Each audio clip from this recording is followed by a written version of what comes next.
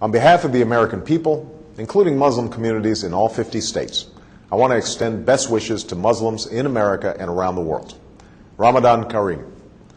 Ramadan is the month in which Muslims believe the Quran was revealed to the Prophet Muhammad, beginning with a simple word, Iqra. It is therefore a time when Muslims reflect upon the wisdom and guidance that comes with faith, and the responsibility that human beings have to one another and to God. Like many people of different faiths who've seen Ramadan through our communities and families, I know this to be a festive time, a time when families gather and meals are shared. But I also know that Ramadan is a time of intense devotion and reflection, a time when Muslims fast during the day and perform Taraweeh prayers at night, reciting and listening to the entire Quran over the course of the month. These rituals remind us of the principles that we hold in common, and Islam's role in advancing justice, progress, tolerance, and the dignity of all human beings. For instance, fasting is a concept shared by many faiths, including my own Christian faith, as a way to bring people closer to God, and to those among us who cannot take their next meal for granted. And the support that Muslims provide to others recalls our responsibility to advance opportunity and prosperity for people everywhere. For all of us must remember that the world we want to build and the changes that we want to make must begin in our own hearts and our own communities. This summer, people across America have served in their communities, educating children, caring for the sick, and extending a hand to those who have fallen on hard times. Faith-based organizations, including many Islamic organizations, have been at the forefront in participating in this summer of service. And in these challenging times, this is a spirit of responsibility that we must sustain in the months and years to come. Beyond America's borders, we're also committed to keeping our responsibility to build a world that is more peaceful and secure. That's why we're responsibly ending the war in Iraq.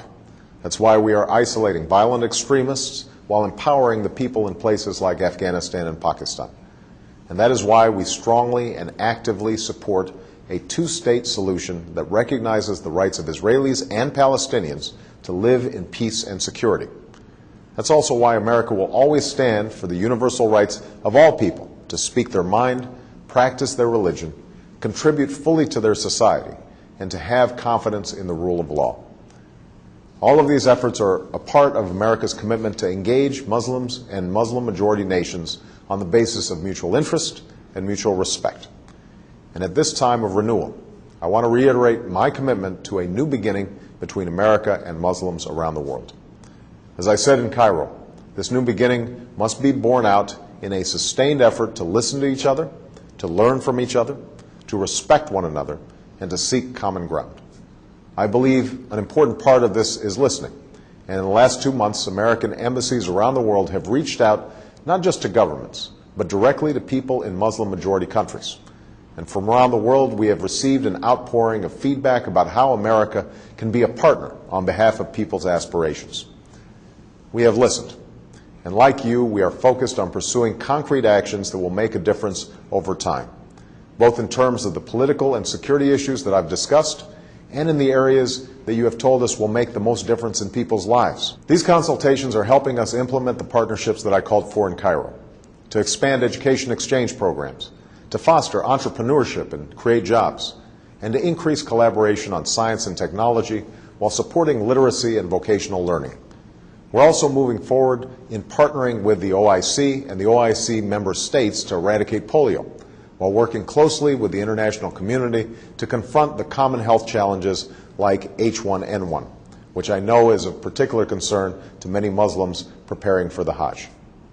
All of these efforts are aimed at advancing our common aspirations, to live in peace and security, to get an education and to work with dignity, to love our families, our communities, and our faith. It will take time and patient effort. We cannot change things overnight, but we can honestly resolve to do what must be done while setting off in a new direction toward the destination that we seek for ourselves and for our children. That is the journey that we must travel together. I look forward to continuing this critically important dialogue and turning it into action. And today, I want to wish Muslims across America and around the world a blessed month as you welcome the beginning of Ramadan. May God's peace be upon you.